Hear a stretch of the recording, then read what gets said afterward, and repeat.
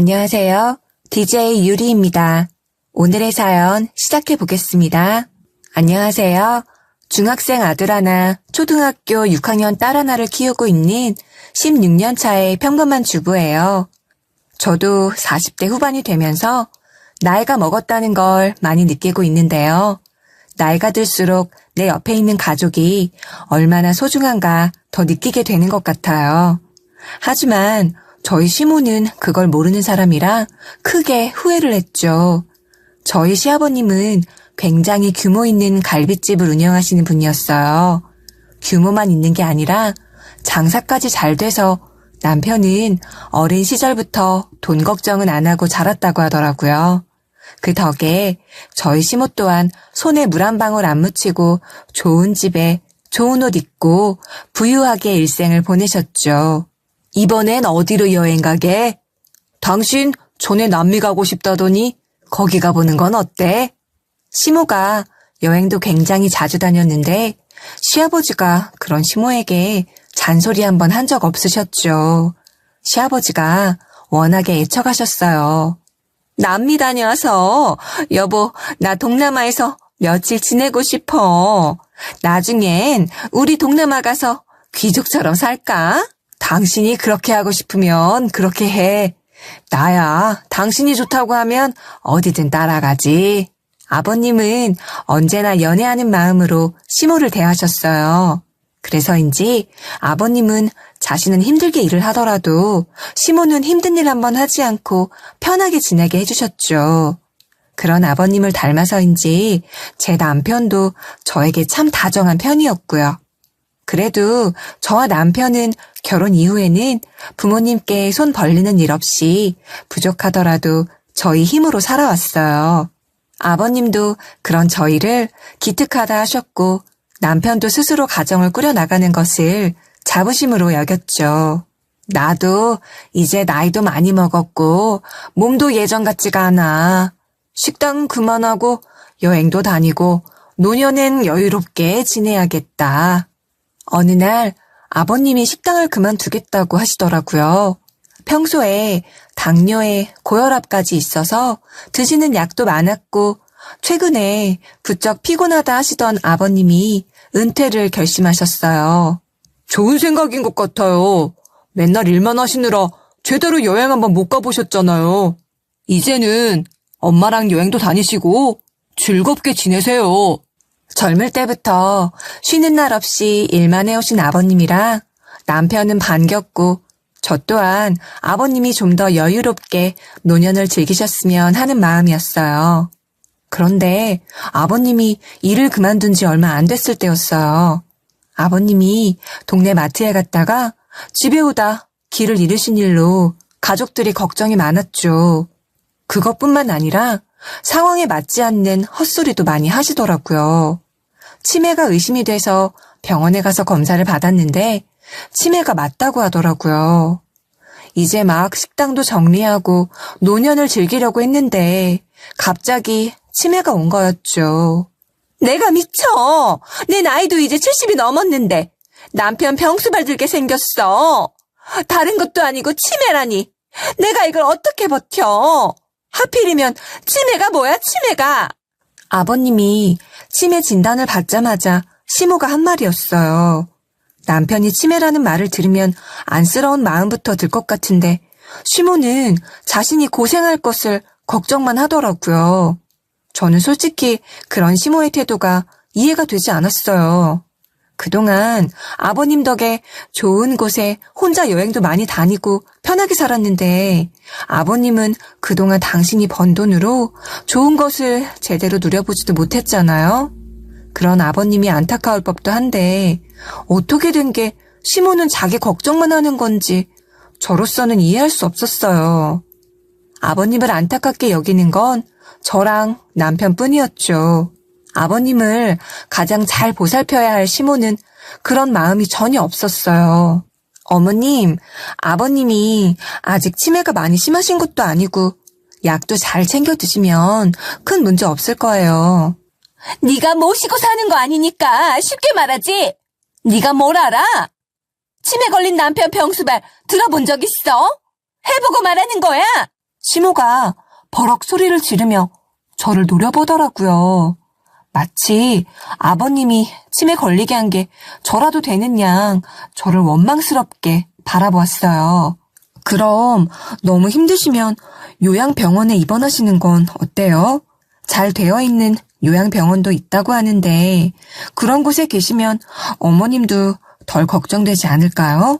시모가 하도 짜증을 내길래 저는 병원에 입원하실 것을 권했죠. 그런데 시모가 저에게 황당한 말을 하더라고요. 요양병원 가면 돈 들잖아.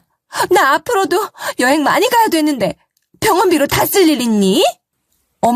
어머님, 그건 아니죠. 아버님 병원비 들어가는 건 아끼면 안 되죠. 지금 여행이 문제가 아니잖아요. 병원에 들어가는 비용을 아끼려는 시모의 생각에 황당했죠. 본인 여행 비용 줄어들까봐 그것부터 걱정을 하더라고요. 이 인간이 병원에 들어가 봐라. 너희들한테 돌아가는 목도 적어질 게 분명한데 넌 괜찮니? 저희는 그런 거 상관없어요. 아버님이 안전하고 편히 지내실 수 있다면 가장 좋은 곳으로 모시고 싶어요. 아니, 그러고 보니 네가 예전에 병원에서 일한 적 있었잖아. 내가 그걸 잊고 있었네. 제가 결혼하기 18년 전에 딱 1년 병원 원무과에서 일한 경험이 있거든요. 시모가 그 얘기를 꺼내더라고요. 그때 제가 무슨 일을 했는지 지금은 기억도 나지 않는데 시모는 그걸 기억해내며 표정이 확 밝아지더라고요. 그 순간 싸한 기분이 느껴졌어요. 그때 병원에서 행정 업무 잠깐 본 적 있죠. 지금은 기억도 안 나요. 그게 왜요? 네가 모시면 되겠네. 저놈의 영감탱이 며느리이니가 평생 병수발 들거라. 그걸 말이라고 하는 건지 저는 기가 막히고 화가 나더라고요. 당연히 가만히 있지 않고 따졌죠. 말 같지도 않은 소리에 대답도 하기 싫었지만 그냥 넘어갈 수는 없겠더라고요. 제가 18년 전에 원무과에서 일했던 거랑 아버님 모시는 거랑 무슨 상관이 있어요? 무슨 18년 전의 일을 갖고 제가 병원 근무 경험이 있다면서 아버님을 모시라고 하세요. 말이 된다고 생각하세요? 며느리가 시아버지 모시는 게 못할 일이니? 당연한 거지. 내가 다 늙어서 병수발 드는 것보단 젊은 네가 시아버지 모시는 게 맞지. 애들도 다 컸겠다. 네가 집에서 하는 일이 뭐가 있니? 그런 거라도 해야지. 저는 못해요. 아무리 어머님이 힘드셔도 그렇게 막무가내로 결정하실 일은 아닌 것 같아요. 저는 분명하게 못한다고 말을 했어요. 시모의 태도가 너무나 당당해서 조금이라도 밀리면 곧장 저에게 시아버지를 떠넘길 것 같았거든요. 그것도 병원비 아끼려고 병원이 아닌 저희 집에 아버님을 맡기려는 그 심보가 너무 미웠죠. 그런데 시모는 정말로 정상적인 범위에 있는 사람이 아니었어요. 며칠 뒤 저녁에 시아버지를 모시고 시아버지의 물품과 함께 저희 집으로 쳐들어왔더라고요. 어머님, 갑자기 연락도 없이 어떻게 오신 거예요? 아버님 짐은 또 뭐고요? 내가 전에 말했잖아. 네가 그래도 병원에서 일한 경험이 있으니까 나보다는 낫지 않겠니? 그래도 이건 아니죠. 너희가 모셔라. 나는 할 만큼 했고 이러다가 나도 병들 것 같으니까 젊은 너희들이 아버지 모셔. 그리고 네가 병원에서 일해본 경험도 있으니 알아서 잘 하겠지. 시모의 의도가 너무나 뻔히 보였기에 저는 일부러 화가 난 것을 감추지 않았어요. 그런데 시모가 눈도 깜빡하지 않으며 너무나 뻔뻔하게 대답을 하더군요. 도대체 18년 전에 원무과에서 1년 일해본 걸 가지고 아버님을 모시라는데 그게 말이나 되나요? 그저 아버님을 다른 곳으로 보내고 싶은 핑계일 뿐이죠. 그것도 그놈의 돈 한번 아껴보려고요. 요양병원으로 모시고 싶으면 너희가 알아서 너희 돈으로 그렇게 해. 난 이제 모르겠으니까 나 찾지 말고. 시모는 그렇게 무책임한 말만 남겨놓고 그대로 도망치듯 자리를 떠나더라고요. 저랑 남편이 붙잡아도 보고 소리도 쳐보았지만 손길까지 뿌리치고 뛰어 도망가더라고요. 남편도 저 못지않게 황당한 듯 보였어요. 우리 이제 정말 어떡해? 어머님이 이러셔도 되는 거야? 아버님이 우리 집에서 며칠 계시는 거야 문제가 안 되는데 어머님이 이러시는 건 아버님 버리겠다는 거 아니야? 내가 내일 엄마랑 얘기 제대로 해볼게. 너무 걱정하지 말고 일단 집으로 들어가자. 버려지듯 혼자 남겨진 아버님이 그렇게 초라해 보이기는 처음이었어요. 식사도 평소에 제대로 드시지 못한 건지 부쩍 살이 빠진 모습을 보니 아버님이 더 늙어 보였어요. 어머님이 아버님을 제대로 챙기지 않은 게 뻔했죠. 항상 당당하셨던 아버님이 그날은 정말 안타까워 보이더라고요. 저는 간병이라는 걸 해본 적이 없어 처음에는 당황스러웠지만 일단은 아버님을 방으로 모셨어요. 약도 챙겨드렸고 불편하신 게 없는지 몇 차례나 물었죠. 아버님, 춥거나 덥거나 하시면 말씀하세요. 시장하진 않으세요? 뭐 불편한 건 없으세요? 아버님은 그저 고개만 저으시고 본인이 무슨 상황에 처한 건지 모르시는 것 같더라고요. 어떻게 이런 아버님을 두고 그냥 도망치듯 떠날 생각을 할 수가 있는 건지 시모를 생각하니 열이 받더라고요. 다음 날 시모와 제대로 얘기해보겠다고 시댁에 다녀온 남편의 어깨가 축 처져 있더라고요. 남편의 어두운 얼굴을 보니 뭔가 얘기가 제대로 안 풀린 게 분명했죠. 왜 그래? 어머님이 뭘 하시길래 그래? 정말 이렇게 아버님을 버리듯이 두실 거래? 집이 완전히 비어있더라고. 엄마가 아버지도 버리고 밤사이에 떠난 것 같아. 어디로 간지도 모르겠고 전화도 안 돼. 대체 무슨 상황인지 나도 이해가 안 돼. 엄마가 이렇게까지 할 거라고는 상상도 못했어. 어떻게 이럴 수가 있지? 이모님은 아실 거야. 이모님한테 전화해보자. 그래도 어머님이 이모님이랑은 연락 자주 하고 지내셨잖아. 그리고 전화해봐. 정말 기가 막히는 노릇이었죠. 시모는 아버님을 아들 집에 던져놓고 시모는 짐까지 다 싸들고 어디로 간다 말도 없이 떠나버린 거였어요. 그냥 사라져버린 것이었죠. 말 그대로 도망갔다고 하는 표현이 맞는 것 같네요. 남편은 이모님에게 전화를 걸었어요. 아들에게는 말하지 않아도 매일같이 통화를 하는 이모에게는 어디로 간다 말을 했을 거라 생각했죠. 이모, 저희 엄마 어디로 가신 줄 아세요? 갑자기 말도 없이 하루아침에 사라지셨어요. 혹시 이모랑 계세요? 너희 엄마 동남아 갔잖아. 너한테 얘기도 안 하고 간 거니? 급하게 가더니만 어떻게 아들한테도 얘기를 안 하고 갔다니, 네 엄마는. 내가 정말 미치겠다. 동남아로 여행을 간 거예요? 아버지를 그렇게 두고? 아버지 치매예요. 살도 빠지고 가뜩이나 몸도 안 좋은 분을 이렇게 두고 여행을 가는 게 어딨어요. 아예 간 거야. 가진 돈 다 갖고 집까지 팔아버리고 급하게 갔어.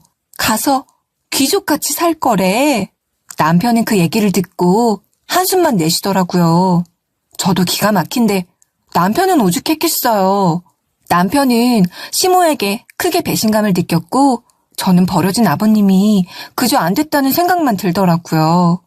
시모의 극단적인 행동은 이해할 수 없었지만 저는 아버님을 모셔야 했기 때문에 그런 거에 대해선 오래 생각할 겨를이 없었어요.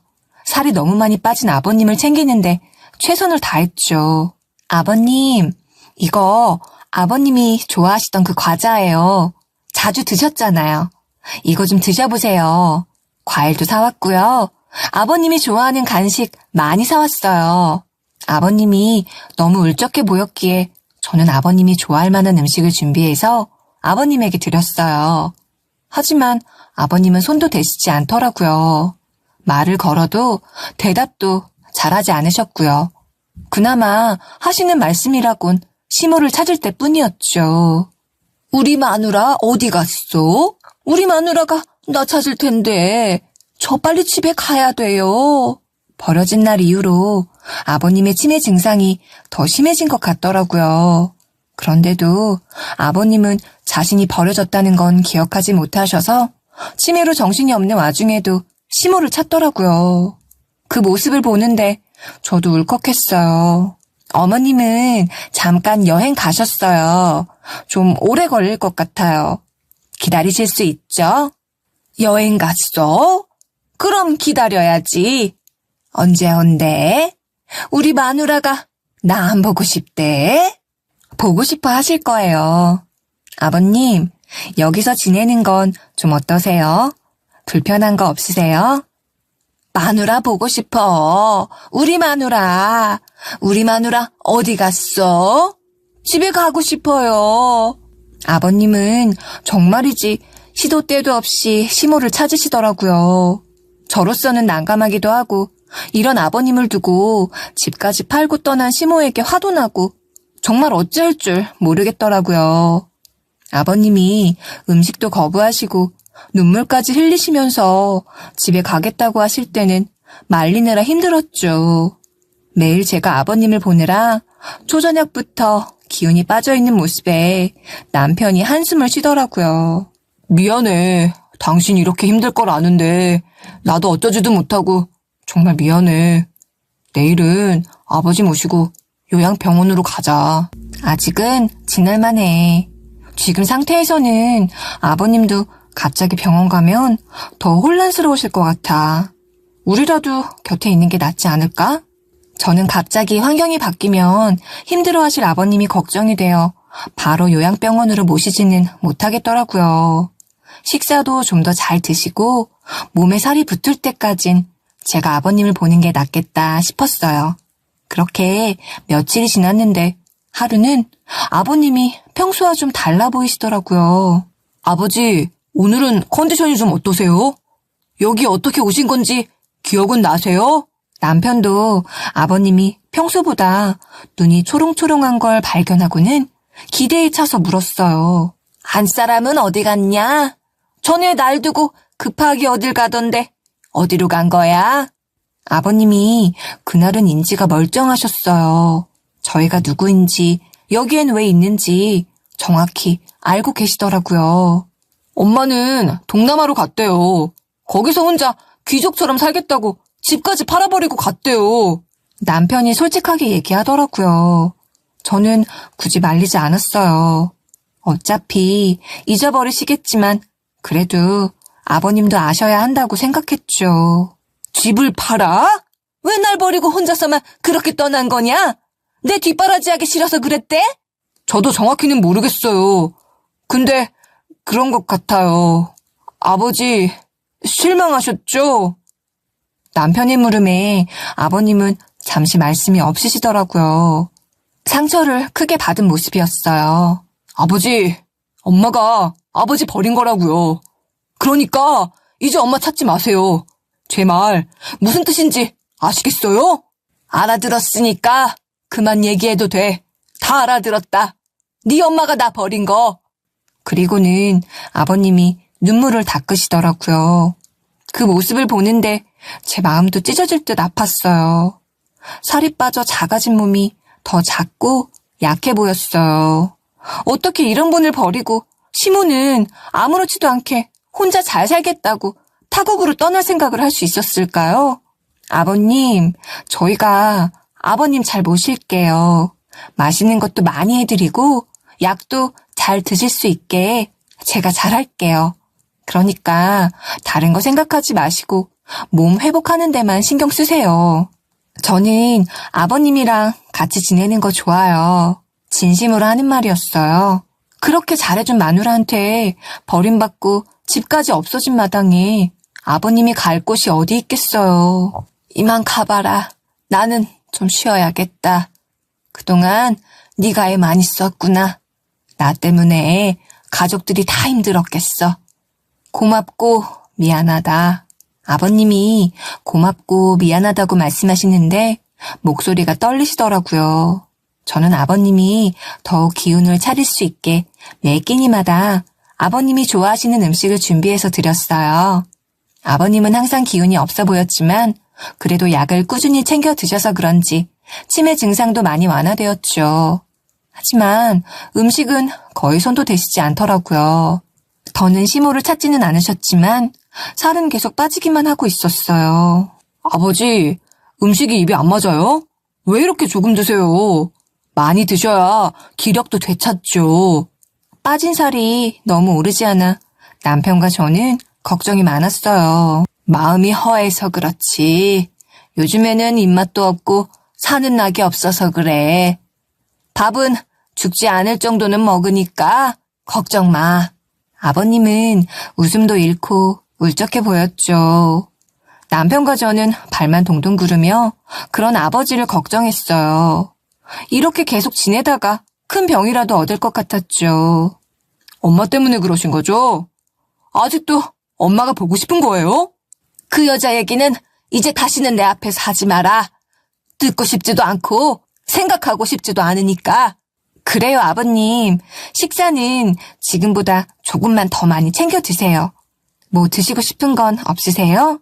제가 만들어 올게요. 지금도 충분하니까 그럴 필요 없어. 매번 이렇게 나 생각해 주는 거 내가 잘한다. 고맙다. 항상 고마워. 그리고 너무 미안해. 저는 아버님이 잘 못 드시는 게 제일 걱정이에요. 식사 좀 더 많이 드세요. 너희 둘 다 있는 자리에서 할 말이 있어. 내가 예전에 모아놓은 비상금으로 시골에 땅을 하나 샀다.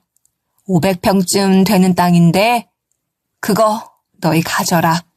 나 살아있을 때 너희한테 미리 주려고 해. 그리고 내 앞으로 들어져 있는 보험들 전부 해지해.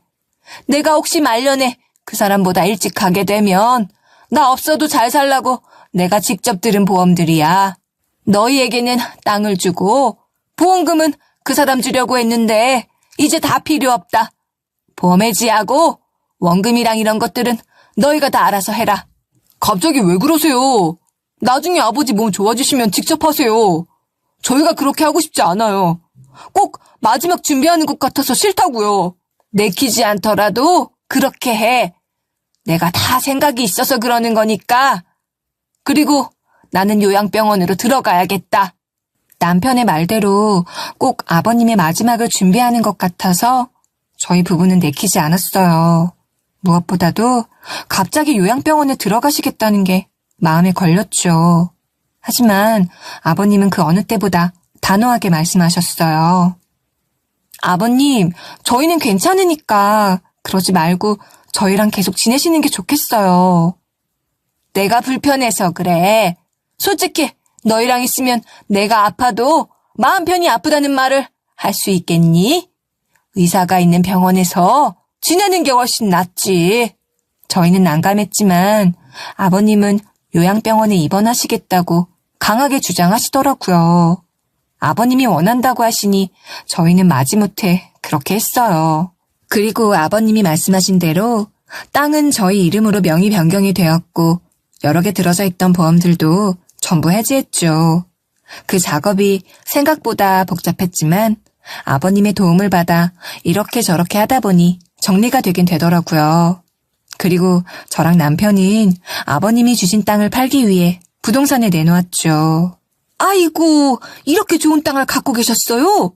근처에 곧 있으면 아파트도 들어서고 병원도 들어선다고 하더라고요. 땅을 제대로 보고 사셨네. 500평이나 되지만 그래봐야 시골에 있는 땅이라 큰 기대가 없었던 저와 남편은 부동산 업자의 말에 깜짝 놀랐죠. 보험을 해지하고 받은 원금에 땅을 판 돈까지 합치면 거의 30억은 되더라고요. 생각지도 못했던 엄청난 금액에 저와 남편은 너무 놀랐어요. 이거 아버님 건강 회복하시면 그때는 돌려드리는 게 맞지 않을까? 우리한테 주신 건데 당신은 이 돈 그냥 우리가 갖고 싶진 않아? 어떻게 아버지한테 돌려드리겠다는 생각을 한 거야? 남편은 제 말에 감동을 받은 듯 묻더라고요. 아버님 생각하면 마음이 무겁고 속상하고 그래. 난 아버님이 이 돈으로 조금이라도 즐겁게 사실 수 있다면 우리 안 가져도 돼. 분명 큰 돈인데 금액이 너무 커서 그런지 욕심이 나지도 않더라고요. 저와 남편은 아버님이 남은 생을 더 편하게 사실 수 있게 받은 돈을 돌려드리기로 했죠. 그렇게 결심한 저의 마음에 남편이 저에게 많이 고마워했어요. 당신이 우리 아버지 잘 챙겨줘서 너무 고마워. 계속 고생만 시키는데도 힘들단 말 한마디 안 하고 당신한테 정말 고마워.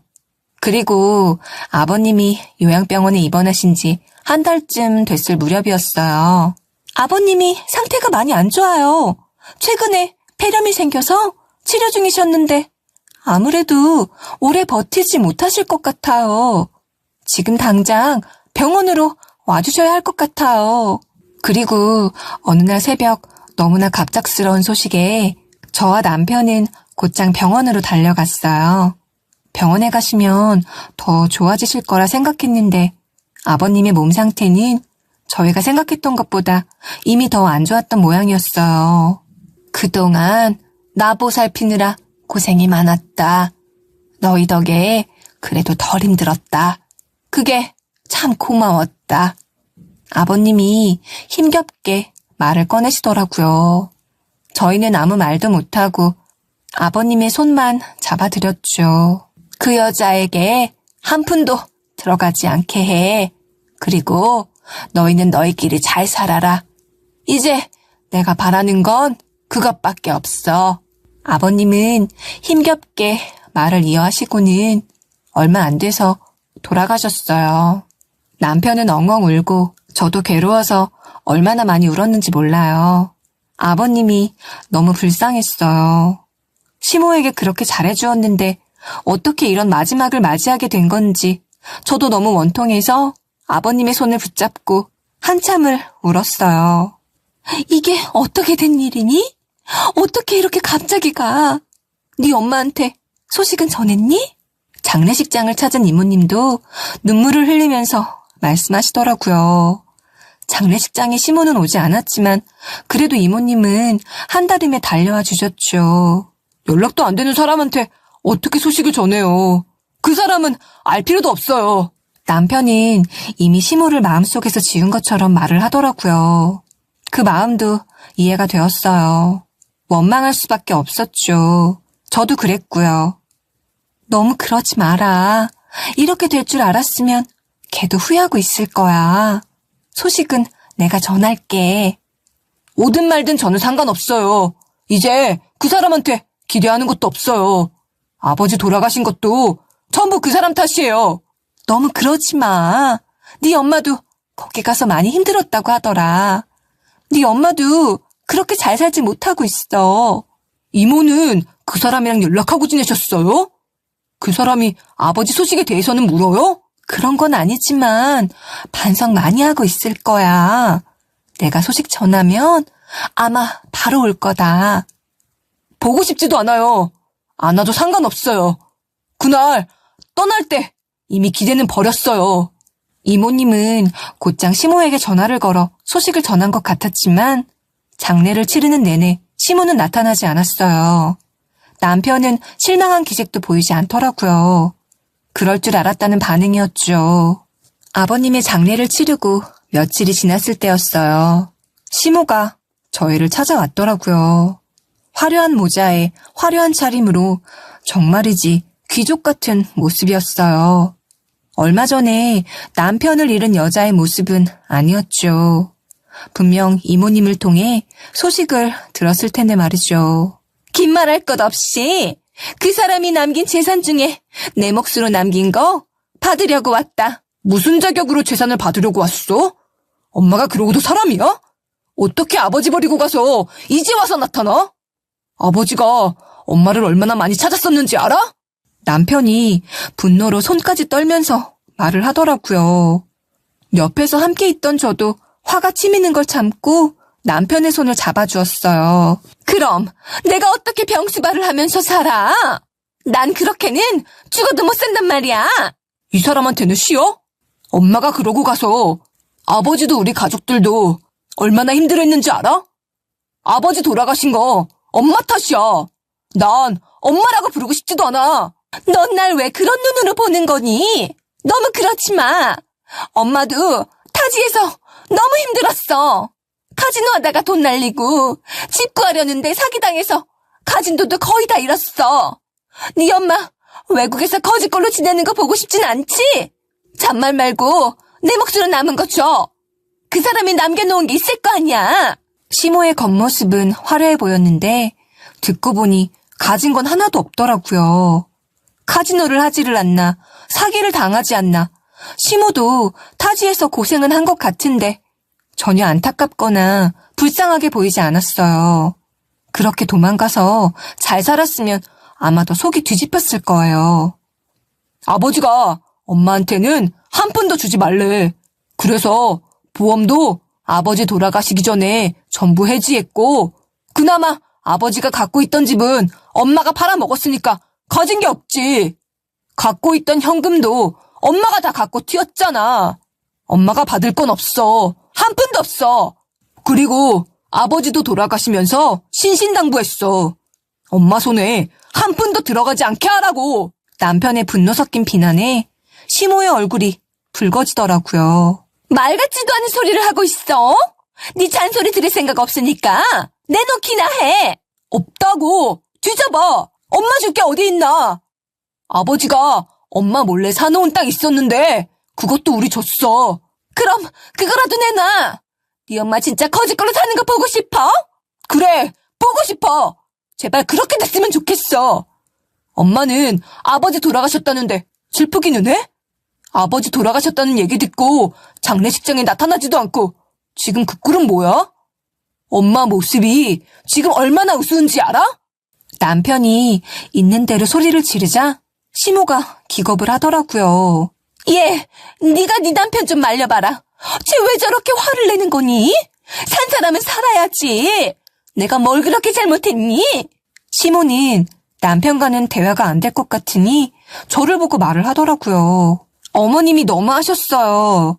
아버님이 내내 어머님 찾으시고 나중에는 식사도 잘 안 드시고 마음 아파하다가 돌아가셨어요. 어머님은 왜 아버님을 버리고 가셨어요? 아버님이 어머님한테 얼마나 잘했어요. 어머님도 잘 아시잖아요. 그럼 맞는 일이지. 내 목 내가 갖겠다는데 뭐가 문제야? 제 말에 시모가 저를 한참이나 노려보더라고요. 너도 똑같아 하는 눈으로 바라보는데 제 눈엔 그런 시모가 표독스럽고 악해 보이기만 했어요. 평생을 가족과 아내를 위한 남편을 버리면서도 죄책감 하나 느끼지 않는 여자. 남편은 자기 엄마가 그런 사람이라는 사실에 얼마나 분노하고 있을지 이해가 되었죠. 내가 엄마 열받을 만한 얘기 하나 해줄까? 배 아파서 열받을 만한 얘기 하나 해줘? 남편이 침착하고 냉담한 얼굴로 시모를 바라보며 말하더라고요. 시모는 얘가 갑자기 왜 이러나 하는 얼굴로 남편을 바라보았어요. 아버지가 엄마 몰래 산 땅이 있는데 그거 우리 주셨어. 땅을 아버지 살아생전에 이미 처분하고 30억 받았어. 증여세까지 냈고 이미 우리 명의를 바뀌었고 보험도 전부 해지해서 엄마 몫으로 남을 게 없어. 여기서 엄마가 받을 수 있는 돈이 뭐가 있다고 생각해? 뭐? 보험을 해지해? 누구 마음대로 그렇게 해? 누가 그러라고 했어? 시모는 노발대발해서 소리를 꽥 지르더라고요. 엄마한테 갈 돈은 한 푼도 없어. 거지꼴로 살든 말든 관심도 없고 법적으로도 아무 문제 없어. 남편의 말에 시모는 갑자기 주저앉아서 오열을 하고 난리더라고요. 눈물 콧물에 침까지 흘리며 우는데 그렇게 취할 수가 없었어요. 남편도 저도 시모를 달래줄 생각은 전혀 하지 않았죠. 솔직히 우는 소리도 듣기 싫었어요. 이제 나는 어떻게 살라고? 나 아직 남미로 여행도 못 갔는데 나 어떡하라고? 시모는 마구 울다가 기어이 개거품까지 물더라고요. 돈 때문에 취해지는 꼴이 정말이지 볼썽사나웠어요. 그것도 모자라 손바닥으로 바닥을 치고 자빠져서 울고 난리를 치는데 더는 못 봐주겠더라고요. 남편이 나섰죠. 당장 내 집에서 나가. 다시는 마주치지 말자. 난 이제 엄마 없다고 생각하고 살 거야. 그러니까 엄마도 아들 없다고 생각하고 살아. 우리 사이는 여기서 끝이야. 남편이 시모의 팔을 붙잡고 현관문 밖으로 끌고 나갔어요. 시모는 맥없이 남편에게 이끌려 집 밖으로 쫓겨났죠. 시모는 화려한 차림으로 초라하게 집에서 쫓겨났어요. 당연한 일이었죠. 남편 못지않게 저도 시모에게 화가 나 있었고, 아버님이 돌아가시고도 정신 못 차리는 시모에게 아버님의 재산이 가는 것은 저도 참을 수 없었어요. 시모는 쫓겨나고도 저희 집 초인종을 마구 누르고 현관문이 부서져라 두드렸지만 저와 남편은 꿈쩍도 하지 않았어요. 그렇게 1시간쯤이나 그 소동을 부리고 나서야 시모는 제 풀에 지쳐서 자리를 떠나더라고요. 당신한테 면목 없다.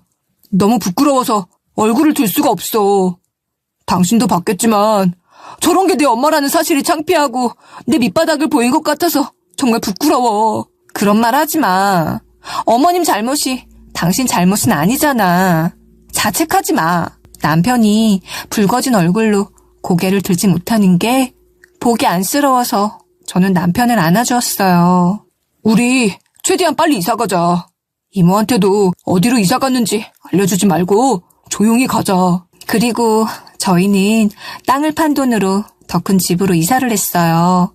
충분히 좋은 집으로 이사를 할 수 있었죠. 남편은 차도 한 대 샀고 저에게도 차를 사주더라고요. 아이들 학원비로 항상 걱정이 많았는데 학원도 걱정 없이 보냈고요. 나 비행기표도 없어서 한국에 남았다. 지금 이모네 집에서 눈칫밥 먹어가면서 얹어 사는 중이야. 그러니 내가 너희랑 같이 지내야겠다. 병든 시애비도 모셔봤으니 시어머니 모시는 거야 힘든 것도 아니겠지? 내가 이래봬도 네 시애미가 아니냐. 내가 하라는 대로 해라. 어느 날 시모가 저에게 전화를 걸어서 애원하더라고요. 저희가 이사를 가면서 시모는 저희가 어디에 사는지도 몰랐거든요. 그래서 전화를 건 거였죠. 그리고 역시나 막무가내인 태도로 나오더라고요. 그 난리를 치고도 아직 부족했나 봐요. 또 저에게 자기를 모시고 살라고 하더라고요. 어머님, 그건 아닌 것 같아요. 어머님이 상의도 없이 아버님을 저희 집에 맡기셨을 때 기억나세요? 그렇게 황당한 일을 벌이시고 다른 나라에 가서 살겠다고 하시더니 이제는 어머님이 저희 집에 들어오시겠다고요? 저는 싫어요. 그리고 남편도 당연히 싫다고 할 거예요.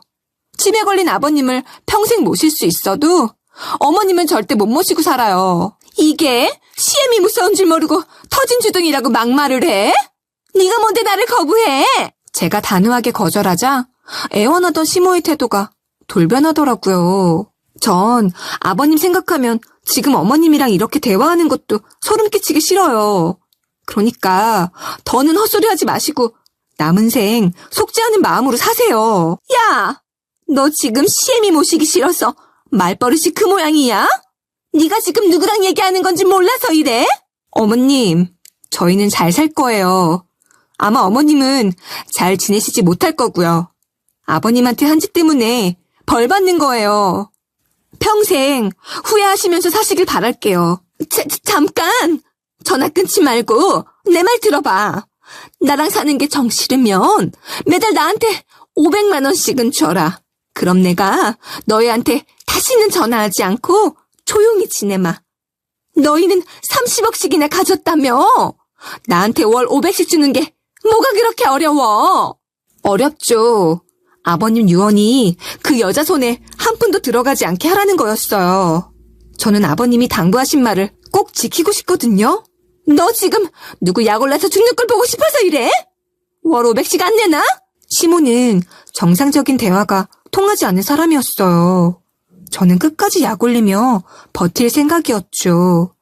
시모가 소리를 지르든 개거품을 물든 무섭지도 않더라고요. 그저 갈 때까지 간 사람의 발악으로만 보였죠.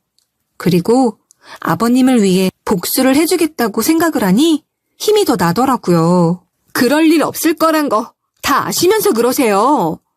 어머님이 아버님 버릴 때 아버님이 가진 재산도 같이 버리신 거잖아요. 이제 와서 왜 이러세요? 산 사람은 살아야 하지 않겠니? 너까지 정말 아둔하게 왜 이러는 거니? 내가 요즘 얼마나 힘들게 살고 있는지 아니? 요즘 너무 괴로워서 이렇게 사는 게 무슨 의미가 있나 그런 생각까지 해. 그래도 16년이나 내가 네 시애미로 부족한 거 없었는데 정말 이렇게까지 해야겠니? 너희 나중에 나 죽고 나면 후회하지 않겠어? 지금 당장은 서운해서 그런 거 안다. 하지만 나한테 이렇게 몹쓸 짓한 거 나중에 후회할 거야. 시모는 거의 울 것 같은 목소리로 애원을 했지만 제 눈엔 그저 생쇼로 보였어요. 돈 좀 받아보겠다고 별짓을 다 한다 생각했죠. 제가 보기엔 그저 자업자득인데 본인만 그걸 모르고 때를 쓰면 돈을 받을 수 있다고 생각한 것 같아요. 어리석은 여자였어요. 어떻게 자기 남편이 병에 들었다고 버려요? 평생 자기한테 그렇게 잘해준 남편을요. 어머님이 자식들 앞에서 남편을 버리는 모습을 손수 보여주셨잖아요. 저랑 남편도 그거 보고 배웠어요. 어머님 버리는 거 그거 아무것도 아니라는 거. 저희는 어머님 버리기로 마음 먹었으니까 그런 줄 알고 이제 저희 찾지 마세요. 나쁜 년, 못된 것들, 천벌을 받을 것들. 니들 잘 사나 내가 어디 두고 볼 거다. 저희 잘 살 거예요. 걱정해 주셔서 감사해요. 아, 그리고 천벌은 어머님이 받으시는 거예요. 저희가 아니라 어머님이요. 그리고는 전화를 끊었죠. 전화를 끊고도 화가 가라앉지 않더라고요. 아픈 아버님 버리고 떠난 주제에 이제는 돈 없다고 아들 집에 얹혀 살려고 하더니 그것도 안 통하니 월 500만 원씩 내놓으라는 시모의 뻔뻔함에 분노가 치밀어 올랐죠. 돈 앞에선 양심도 체면도 없는 건지 정말이지 얼굴 하나는 두꺼운 여자더라고요. 어머님한테 전화 왔었어. 월 500만 원씩 달라고 하더라. 나는 그럴 일 없을 거라고 우리 찾지도 말라고 했는데 내가 너무 심했어? 뻔뻔하게 당신한테 전화해서 그런 말을 해? 내 엄마지만 진짜 막장이구나. 이렇게까지 엉망인 줄은 몰랐는데 더 부끄러운 짓을 하네. 당신이 말심하게 한 거 하나도 없어. 난 잘했다고 생각하니까 내 걱정은 하지 마. 그리고 전화와도 이제 받아주지 마. 남편에게 얘기를 해줬더니 질색을 하더라고요. 그런데 시모는 여전히 속지 않은 마음이라고는 하나 없이 또 남편에게 전화를 걸었더라고요. 너희 30억이나 받았다며? 거기서 나 줄 돈이 정말로 하나도 없는 거야? 그 영감을 어떻게 구워 삶았길래 너희가 30억이나 받았어? 거기서 반은 내 돈인 거 몰라? 너희가 내 목까지 빼앗으려고 그 영감탱이 구워 삶은 거 누가 모를 줄 알아? 남편 버리고 간 주제에 할 말 못할 말 그분도 못하네? 말 함부로 하지 마. 지금도 많이 참고 있는 거니까. 나도 너 같은 놈이랑 더 얘기하기 싫으니까 돈이나 내놔. 그럼 네가 원하는 대로 사라져 줄 테니까 15억 딱 반만 내놔. 그럴 일 없다는 거 알면서 계속 요구하는 것도 웃기지 않아? 무슨 자격으로 돈을 요구해? 내 말이 말 같지가 않아? 내가 정말 못할 것 같아서 그래? 나 엄마 버린 거야. 그럼 10억. 10억이면 나도 많이 봐준 거야? 너는 직장도 다니잖아. 그 정도 멋져? 전화 끊을 거야. 이제 번호 바꿀 거니까 그런 줄 알아. 이게 마지막 통화가 될 거야. 돈이 그렇게 없으면 식당에 가서 일이라도 해. 그리고 아버지가 얼마나 힘들게 일하셨는지 이번 기회에 한번 배워봐. 남편은 전화를 끊었고 저와 남편은 휴대폰 번호를 바꿔버렸어요. 시모가 더는 전화를 걸지 않았지만 한참 시간이 지나고 나서야 이모님과는 연락이 되었죠. 너희 시애미는 요즘 갈비집에서 불판 닦는 일을 하고 있어. 우리 집에 얹혀 살면서 일을 다니는데 얼굴이 많이 상했다. 이모님이 저에게 전화를 거셨더라고요. 아버님이 예전에 큰 규모의 갈비집을 운영하셨는데 아이러니하게도 시모가 갈비집에서 불판 닦는 일을 한다고 하더라고요. 평생 일이라고는 해본 적 없는 시모가 그렇게 힘든 일을 시작했다는 게 믿기지 않기도 하고 반성을 했나 기대도 되더라고요. 뭐라 드릴 말씀이 없네요. 저랑 남편은 아직도 어머님이 아버님 버리고 외국으로 도망친 일을 잊을 수가 없거든요. 너희들 마음도 이해는 해. 그래서 나도 내 동생한테 너희 번호 안 알려줬어. 안타깝긴 하지만 어쩌겠니. 지가 잘못한 것에 대해 벌은 받아야 하는 거니까. 그러려니 하는데 나도 속상해서 전화한 거야. 어머님은 반성을 좀 하신 것 같아요? 요즘엔 일하면서 아버님한테 미안한 마음 갖고는 계시던가요? 반성은 솔직히 모르겠어. 너희 원망을 많이 하면서 지냈지. 일이 힘들어서 그런가 사람이 좀 거칠어진 것 같아. 나도 가끔은 감당하기 버거워. 나도 어디 터놓고 얘기할 데가 없어서 염치불구하고 조카 며느리한테 전화한 거야. 들어보니 이모님도 아주 난감한 상황인 것 같았어요. 동생의 행동이 괘씸하면서도 또 내치지도 못하는, 이러지도 저러지도 못하는 상황이었죠. 남편과 상의는 한번 해볼게요. 하지만 너무 기대하지는 마세요. 남편이 어머님한테 화가 많이 나서 저희도 이모님한테 큰 도움은 못 드릴 거예요. 저는 남편에게 이모님과의 대화를 알려주었어요. 그래도 남편에겐 엄마인데 알고 있는 게 좋을 것 같았죠. 잘 됐네. 이번 기회에 일 좀 하면서 자기 인생 알아서 살아야지. 당신 마음 불편하지 않아? 나는 당신 마음이 속상해서 나중에 후회할까봐 걱정이야. 내버려 둘 거야. 그리고 내버려 둔 거 후회하지도 않을 것 같아. 여전히 우리 원망하고 있다며. 그거 반성하는 거 아니야. 그리고 당신 걱정할까봐 말 안 하려고 했는데 내 회사로 찾아왔었어. 회사 로비에서 돈 내놓으라고 소리를 지르다가 경비들한테 끌려 나갔어. 그 여자한테는 아들이고 뭐가 없는 거지. 평생 그러고 살라 그래. 이제 이모님한테 그 여자 소식 전하지도 말라고 해. 나는 이미 인연 끊었으니까 당신도 신경 쓰지 마. 남편의 말은 단호했어요. 그럴만도 했죠. 시모가 기어이 남편의 회사까지 찾아가서 그 난리를 쳤다는 얘기를 들으니 마음이 약해졌던 저는 또 화가 나더라고요. 남편 회사로 찾아가서 남편을 망신을 주어서라도 돈을 받으려는 시모가 반성을 했을 리 만무했죠. 저희는 시모와 인연이 완전히 끊어진 채로 지내고 있어요. 시모가 여전히 갈빗집에서 불판을 닦고 있는지 어쩐지는 몰라요. 저희 보고 잘 사는지 두고 볼 거라는 시모의 저주와는 달리 저와 남편은 아이들과 함께 아주 잘 살고 있어요. 가끔은 가족끼리 아주 고급 펜션을 빌려 여행도 다녀오고요. 아이들이 방학을 하면 외국으로 가족 여행을 다녀오기도 해요. 이모님과는 아주 가끔 연락을 하면서 지내요. 남편과 저는 시모에게서 반성의 기미가 보이면 다시 얘기를 해볼까 생각한 적도 있지만 이모님의 말씀에 의하면 시모는 자기가 애들한테서 돈만 뺐으면 외국 나가서 떵떵거리며 살 거라는 말을 입에 달고 산다고 하더라고요. 반성만 해도 마음을 바꿔볼 생각이었는데 아마 시모는 평생 반성하지 않을 것 같아요.